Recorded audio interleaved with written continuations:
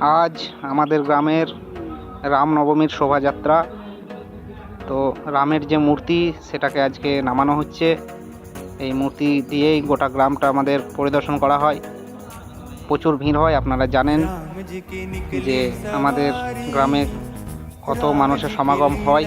যারা এসছেন তারা অবশ্যই জানেন। আর আমাদের যে রামের মূর্তিটা বানাই খুব অসাধারণ, শিল্পী রসিক পাল। যাই হোক, দেখুন রামের মূর্তিটা কি সুন্দর বানিয়েছে।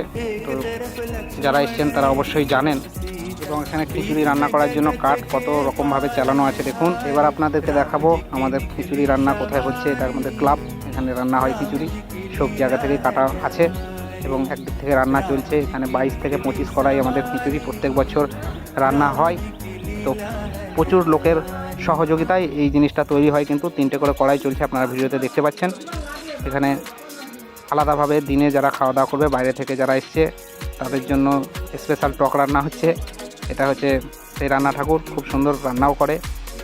তো ভিডিওটা কাদের ভালো লাগছে অবশ্যই কমেন্ট করে জানাবেন। আর খিচুড়ির ব্যাপারটা বলি, যারা এখানে দেখতে পাচ্ছেন খিচুড়ি রান্না করছে তারা খুব দক্ষ এবং খুব সুন্দরভাবে রান্না করে। তারা প্রত্যেক বছর এইভাবেই সঙ্গ দেয়।